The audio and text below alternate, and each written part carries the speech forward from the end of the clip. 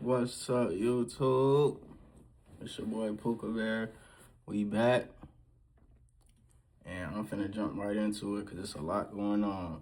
First, I'm gonna start with Diddy Combs. A lot of people already know, but if you don't know, he been sentenced to 50 months in prison. They gave him 50 months, totaling over 4 years, plus 5 years of supervised release and a fine of 500 bands. It says he break the silence. So the musician spoke out for the first time in court, apologizing to victims Cassie and Jane. He says, domestic violence will always be a heavy burden that I will have to forever carry. My actions were disgusting, shameful, and sick. I was sick from the drugs. I was out of control. I needed help and I didn't get the help, and I cannot make no excuse. I'm just a human being. I was trying my best. I got lost in my excess and lost in my ego. Because of my decision, I lost my freedom and the opportunity to raise my children and be there for my mother. He says I lost all of my businesses and lost my career and destroyed my reputation. And most of all, I lost my self-respect. I have been humbled and broken to my core. I hate myself right now. I've been stripped down to nothing. So Diddy Combs is serving a 4-year prison sentence for 2 prostitution-related offenses.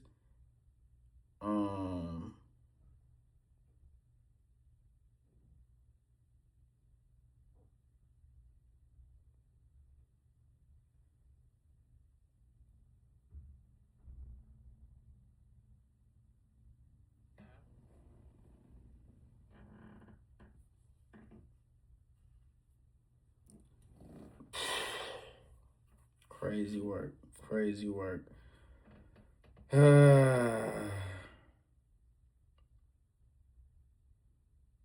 So yeah, that's the update on Diddy. I know a lot of people already know about this and the whole case, the whole Cassie video, the whole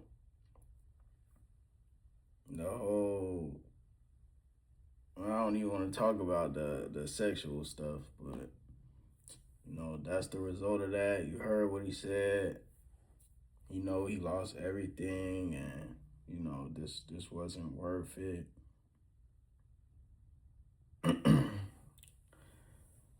my opinion on this topic is I don't even know what to say for real. Obviously, should never put your hands on a woman. So that part, he's definitely wrong for that.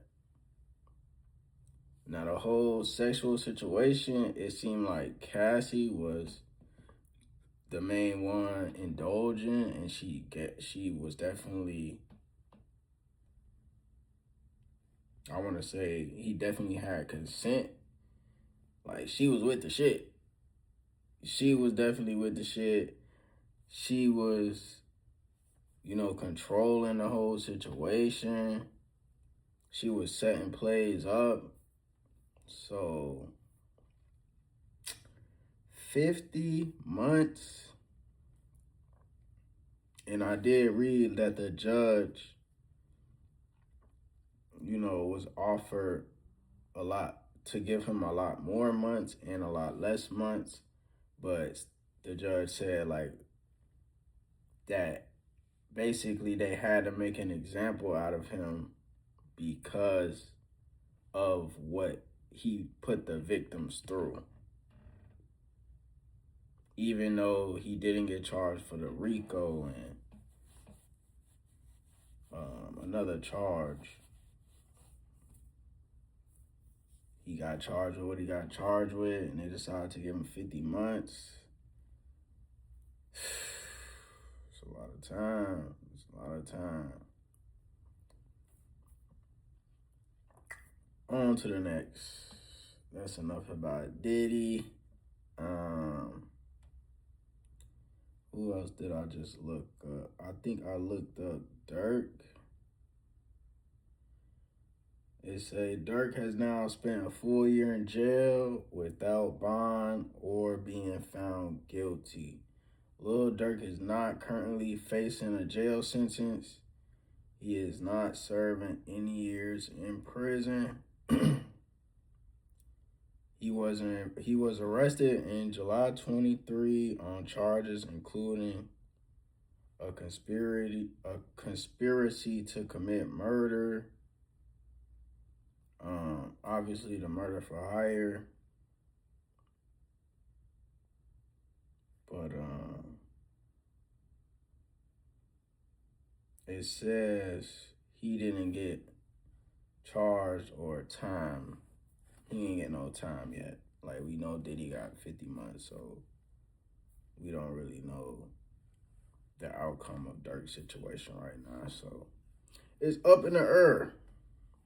A lot going on. YB. A lot of people know the Youngboy tour going on. He was supposed to perform in Chicago. It got canceled. A lot of people talking about how he was gonna have Wooski up there performing computers. A lot of people had a lot of different opinions on that situation. His mom even came out with a video of her basically, I don't know if it was a video, but she basically just said that they canceled it because it was basically a safety concern for Youngboy's fans that would come to the concert. They didn't think that, she basically said the point of a concert is to go see your favorite rapper. You're paying to go see your favorite rapper perform live, and you want to make it home safe to your parents. You want to get there safe, and you want to leave safe. You want to make it home safe. It was a safety concern for his fans. That's what she said, and I concur. I agree with that. You know, that is what it's about. And obviously the police the police basically knew this was not going to be a non-violent concert. It was going to be some violence, and it was going to be bad.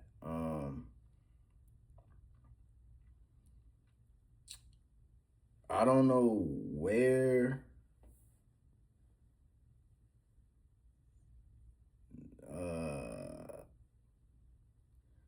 because I think Charleston White went to one of Youngboy's concerts. I don't know which one. I don't know where it was at.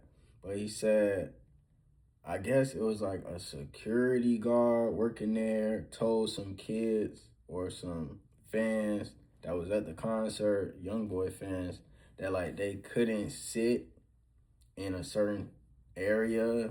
I don't know why. Maybe it was like for VIP only or something like that. And I guess they end up like jumping the older security guard guy. And then he said like they invited the security guard to the back after that, end up jumping him again or something like that. So, you know, Charleston White did not like that. He didn't respect that. He said they should definitely, you know, take care of him, like pay his hospital bills, give him some, you know, reimburse him somehow if that's how it went down. You know, Charleston White, he's saying he was gonna tell the truth about his opinion of YB's performance and everything like that, but he's saying his music has like a negative impact on his fans, the majority of his fans. So that's what he said. Another note about YB is NLE Choppa dissed Youngboy. He dissed Youngboy.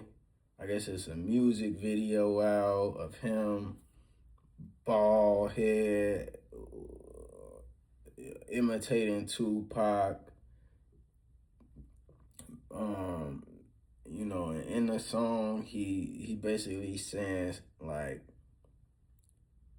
yeah, similar to kind of what Charleston White was saying, but in a different way. That YB's music is like a negative influence and things of that nature. I mean, I heard some of the song. I didn't actually watch the video. From my opinion, it's like I kind of get what NLE Choppa is coming from, but the diss itself wasn't that great to me. And it's just like his whole image that he's portraying is kind of weird that you would even diss anybody.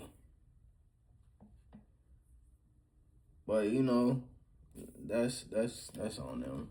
That's on him. You know.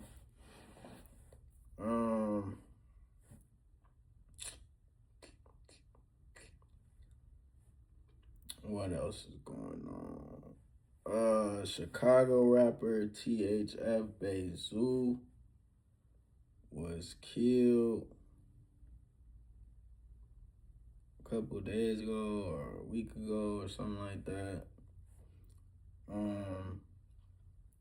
Apparently he was at like a junkyard type of place getting some car parts for his girl's car or something like that. And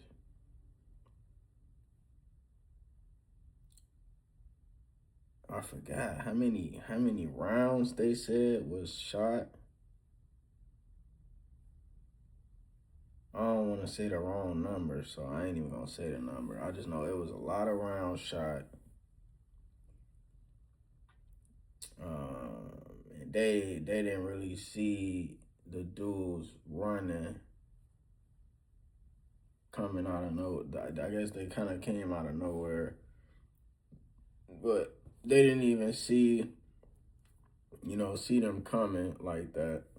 And the controversial part about this whole situation is that there was a video of THF Bayzoo basically saying if he died, he didn't want nobody to cry at his funeral or something like that. He wanted people to slide.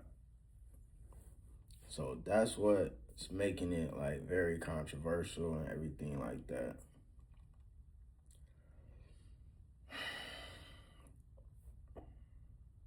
It's just a sad situation. It's just sad. It's just sad.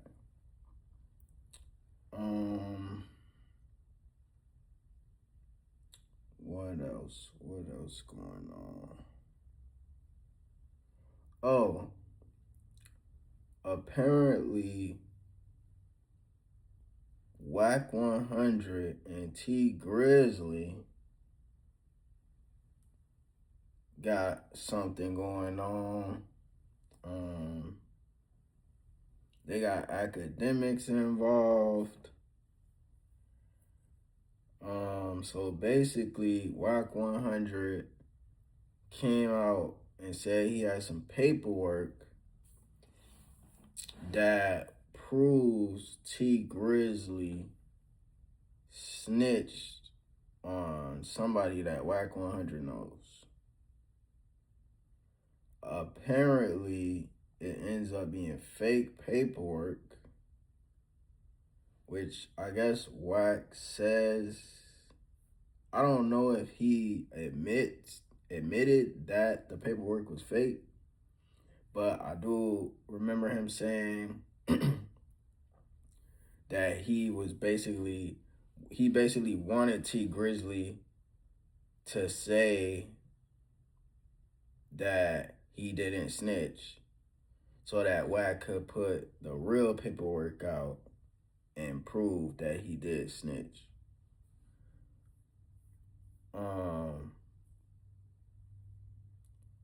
So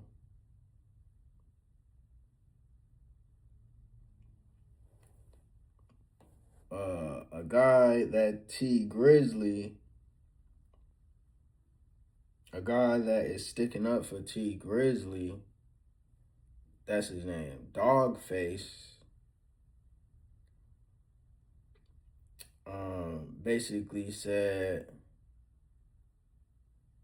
that the paperwork, because apparently after that, Wack sent Akademiks the first page of a 3-page paperwork that was, I think, different than the first paperwork.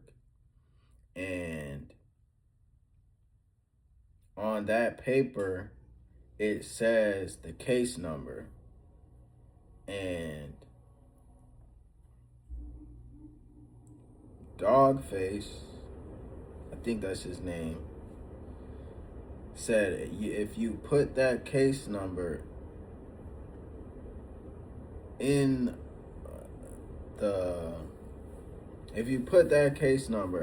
website to validate it, nothing comes up. So that's how you know the paperwork is fake. And then T Grizzley said himself, you know, if you got the paperwork, we want to see it. Put it up. Why wouldn't you put it up? And he was also saying that the guy that Wack said, like, has proof that T Grizzley snitched on him was the same guy that called T Grizzley and told him who actually robbed his house or broke into his house, because that's where this is all stemming from. Apparently, T Grizzley house was broken into, and Wack was trying to say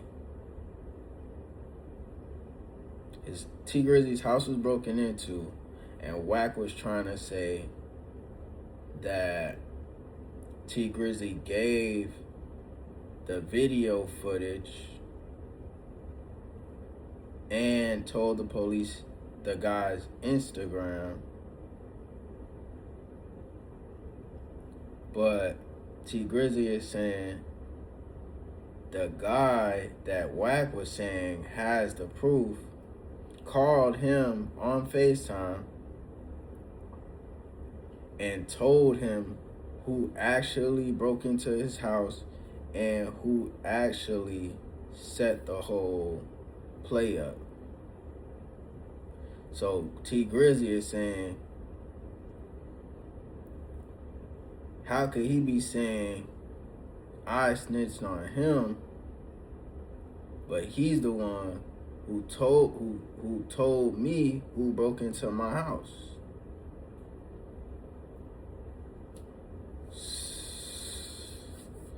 So somebody lying. The dude is still locked up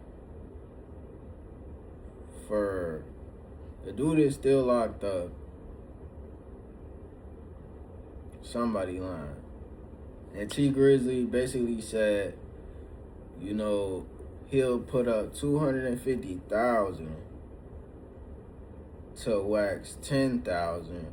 Well, Wack said he would put up $50,000, and then Dogface said he'll put up another $50,000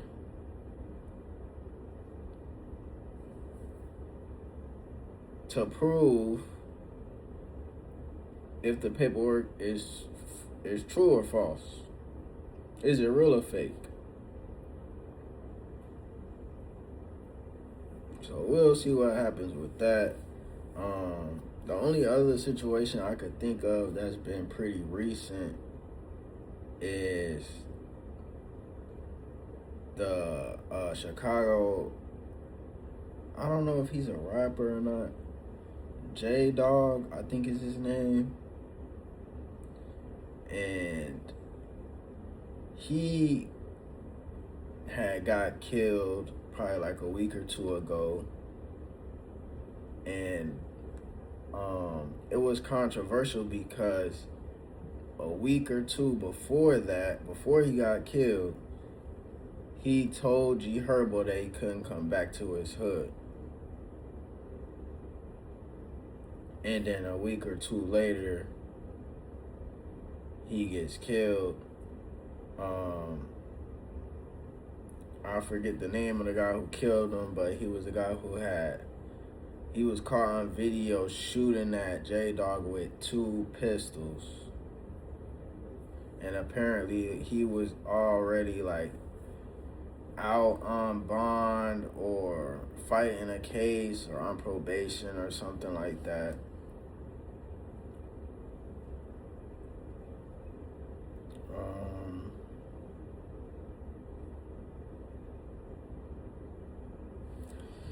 Let me just make sure